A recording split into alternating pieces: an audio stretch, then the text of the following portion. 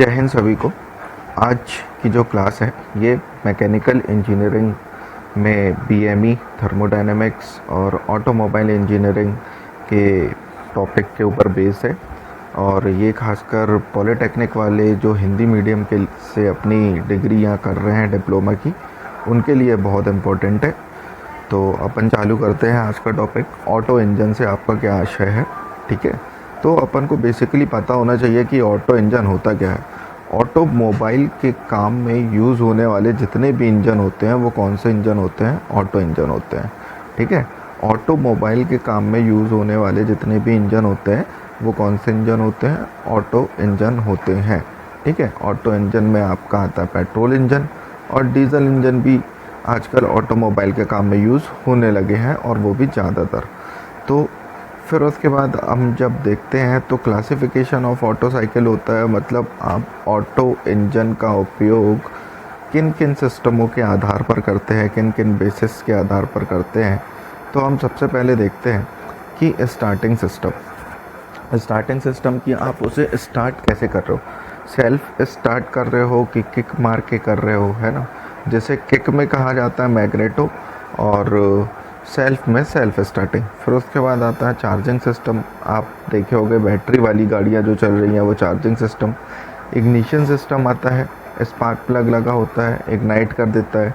Cooling system होता है, lubricating system होता है। इन सिस्टमों के आधार पर ऑटोमोबाइल को क्या किया गया है? बनाया गया है, डिवाइड किया गया। अब इसका हम देखते हैं वर्गीकरण, क्लासिफिकेशन अच्छे से देखते हैं। ये जो ऑटोमोबाइल है ये एक तरीके का आईसी इंजन होता है। कौन सा इंजन होता है? आईसी इंजन होता है। आईसी इंजन को इंटरनल कंबशन इंजन कहते हैं।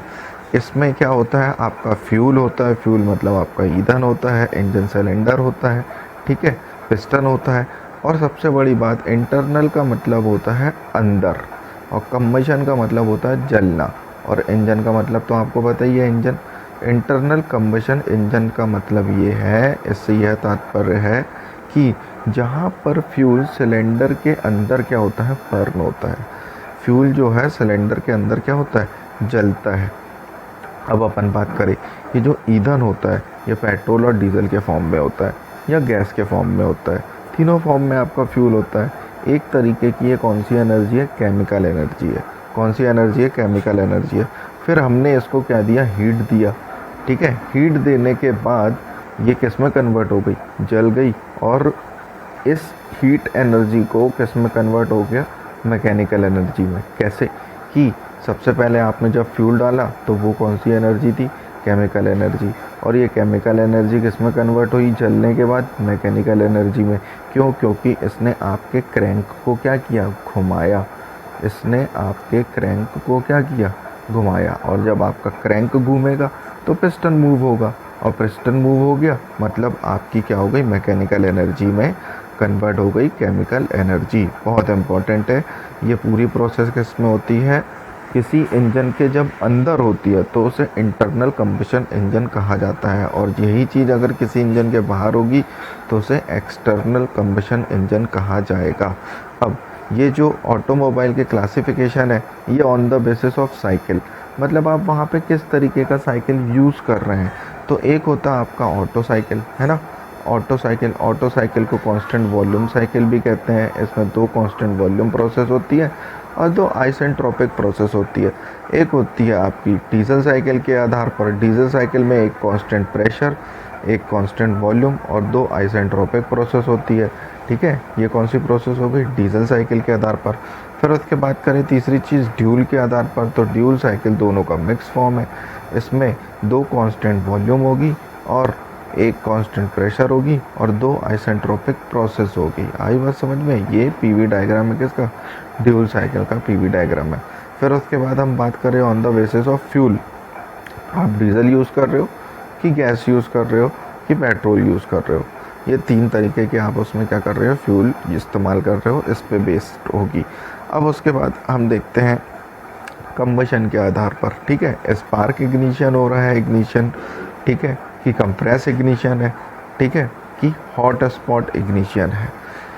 कंप्रेस इग्निशन आप देखें तो ये डीजल में होता है। स्पार्क इग्निशन आप देखें तो ये पेट्रोल वाली गाड़ियों में होता है। ठीक है, फिर on the basis of cylinder, एक सिलेंडर यूज़ कर रहे हो कि 2 सिलेंडर यूज़ कर रहे हो कि मल्टी सिलेंडर यूज़ कर रहे हो, on the basis of cylinder. फिर on the basis of stroke, 2 stroke है कि 4 स्ट्रोक है। अब 2 स्ट्रोक का मतलब क्या होता है भाई, हमें पता होना चाहिए। 2 स्ट्रोक आपको साफ साफ समझ में आ रहा है। 2 स्ट्रोक मतलब एक पूरी प्रोसेस होने में यहाँ पे कितने स्ट्रोक जनरेट होंगे, 2 स्ट्रोक। और 4 स्ट्रोक में क्या होगा, एक पूरी प्रोसेस होने में कितने स्ट्रोक जनरेट होंगे, 4 स्ट्रोक जनरेट होंगे। आ रही है बात समझ में। जैसे हम बात करें, 4 प्रोसेस होती हैं, सक्शन, कंप्रेशन, एक्सपेंशन और एग्जॉस्ट, है ना। तो जब हम 4 स्ट्रोक की बात करेंगे तो ये एक प्रोसेस में होगा, ये एक में होगा, ये एक में होगा, ये एक में होगा। 4 प्रोसेस हो गई, मतलब ये पूरी कंप्लीट साइकिल 4 स्ट्रोक ले रही है।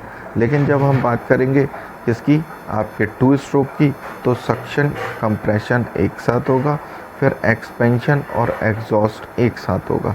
आ रही है बात समझ में। तो ये हो गया 2 स्ट्रोक और 4 स्ट्रोक। फिर उसके बाद हम बात करें कूलिंग सिस्टम। कूलिंग सिस्टम जो है आपका एयर कूल है कि वाटर कूल है, ठीक है, कि एवोपरेटर आपने लगा एवोपरेटिंग कूलिंग करके रखी हुई है। फिर उसके बाद करें हम बात करें on the basis of lubrication system. Lubrication को हिंदी में कहा जाता है स्नेहक। ये क्या करता है, आपके फ्रिक्शन को कम करता है। जैसे हम अपनी गाड़ी साइकिल में ऑयल ग्रीस कराने के लिए जाते हैं, यही तो क्या है, ऑयल ग्रीस लुब्रिकेशन का ही काम है, ठीक है।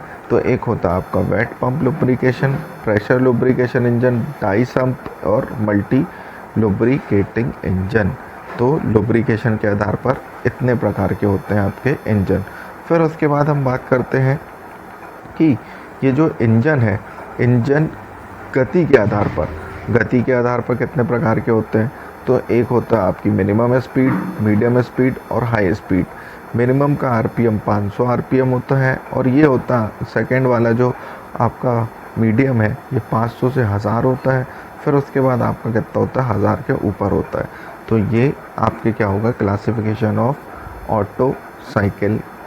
उसके बाद हम बात करते हैं ऑटो साइकिल के पीवी डायग्राम की बात करते हैं। ऑटो साइकिल के पीवी डायग्राम की बात करें तो यहाँ पे आप देखने के लिए मिलेगा 4 प्रोसेस होती हैं।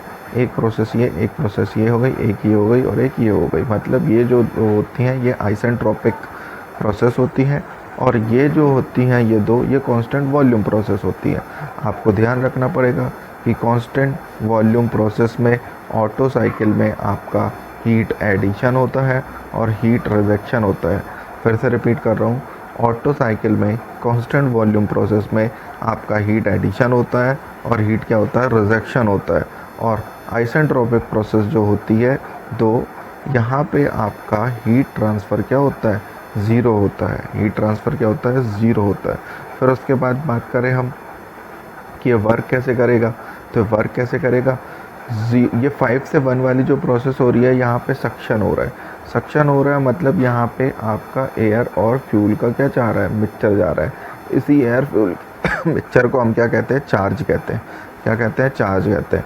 ये फ्रेश एयर और फ्यूल का मिक्सचर जब, याद रखना, ऑटो साइकिल में सक्शन स्ट्रोक में आप में एयर और फ्यूल का मिक्सचर जाता है इंजन के अंदर, लेकिन डीजल साइकिल में सक्शन स्ट्रोक में सिर्फ और सिर्फ एयर जाती है, फ्यूल नहीं आता। फ्यूल इंजेक्टर के थ्रू आता है पावर स्ट्रोक होने के पहले। लेकिन यहाँ पे क्या होता है, फ्यूल और एयर का मिक्सचर दोनों चला जाता है, ठीक है। फिर उसके बाद ये सक्शन हुआ, ये कौन सी प्रोसेस हो गई, अब सक होगा तो कंप्रेशन होगा। कंप्रेशन के बाद आपका क्या आएगा, पावर स्ट्रोक आएगा। मतलब यहाँ पे ये ऊर्जा स्ट्रोक है आपका। कौन सा स्ट्रोक है, ऊर्जा स्ट्रोक है।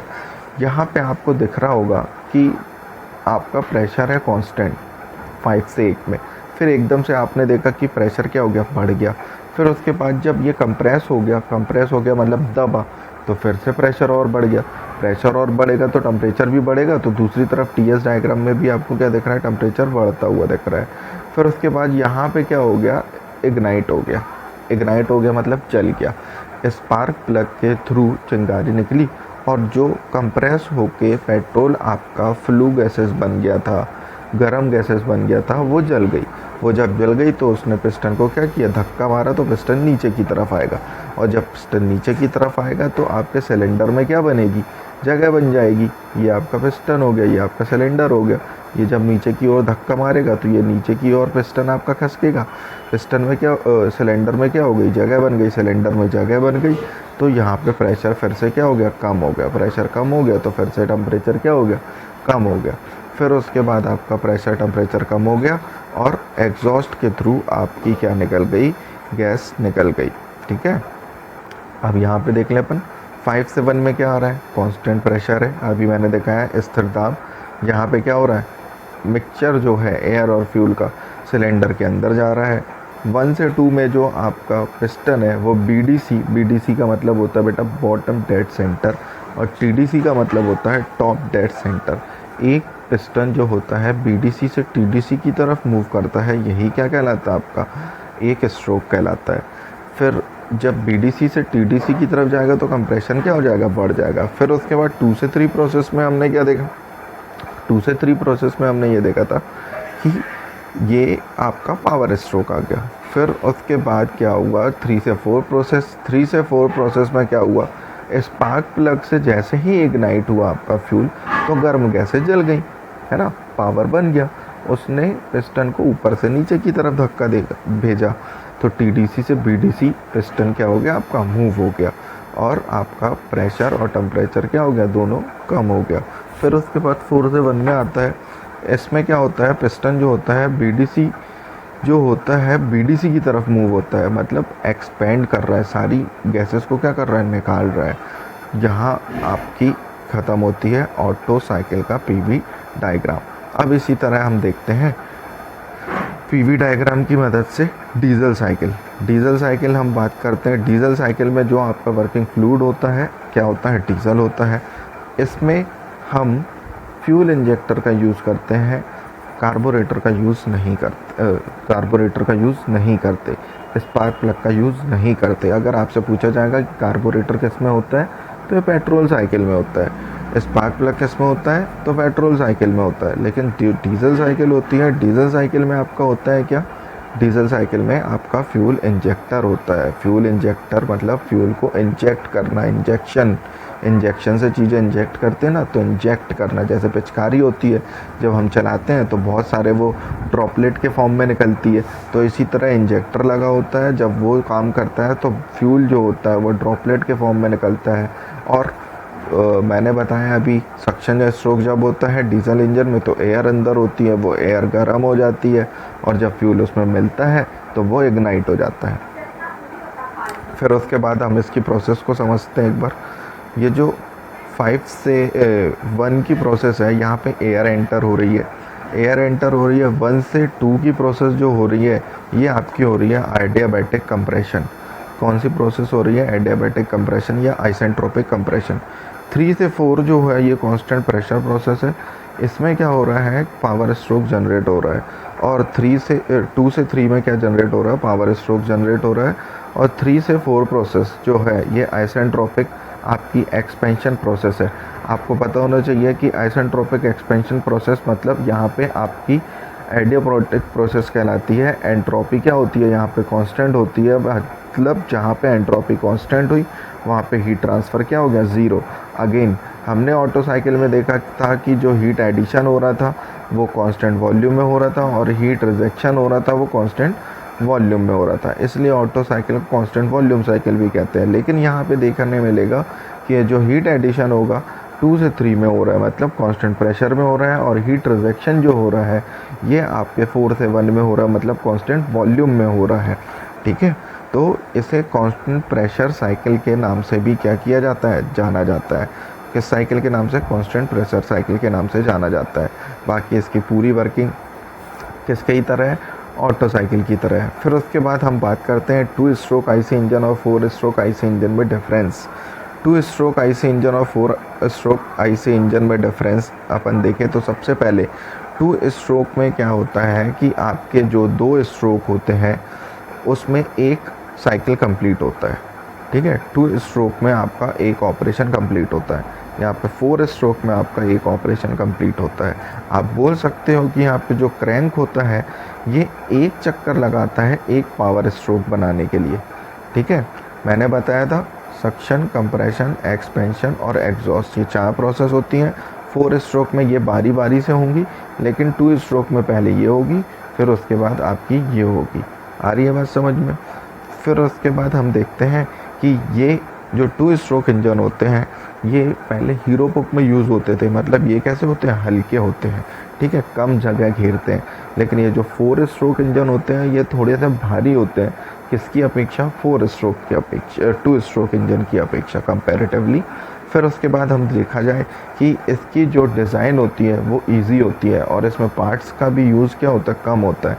लेकिन इसके जो डिज़ाइन होते हैं वो हैवी होते हैं और पार्ट्स का यूज़ भी कैसा होता है, ज़्यादा होता है। ये नॉइज़ पॉल्यूशन ज़्यादा फैलाते हैं, ये नॉइज़ पॉल्यूशन क्या करते हैं, कम करते हैं। हीरो पुक कम आवाज़ करती थी और वहीं पे अगर आप बुलेट को देखें तो बुलेट कैसी आवाज़ करती है, ज़्यादा आवाज़ करती है। हीरो पुक ज़्यादा आवाज़ करती थी, बुलेट अब कम आवाज़ करती है। फिर उसके बाद देखें हम लुब्रिकेटिंग सिस्टम। लुब्रिकेटिंग सिस्टम मतलब यहाँ पे फ्रिक्शन को क्या करना, रिड्यूस करना, ठीक है। तो लुब्रिकेशन जो होता था और मेंटेनेंस ये 2 स्ट्रोक में ज़्यादा होता था, ठीक है। 2 स्ट्रोक में कैसा होता था, ज़्यादा होता था। लेकिन वहीं पे 4 स्ट्रोक की बात करें, अभी के समय में जो गाड़ियाँ चल रही हैं, अपनी बाइक चल रही है, हीरो होंडा चल रही है, पल्सर चल रही है, इसमें क्या होता है कि जो लुब्रिकेटिंग सिस्टम होता है वो कम यूज़ होता है और इसका मेंटेनेंस भी क्या होता है, काफ़ी कम होता है कंपैरेटिवली 2 स्ट्रोक, ठीक है।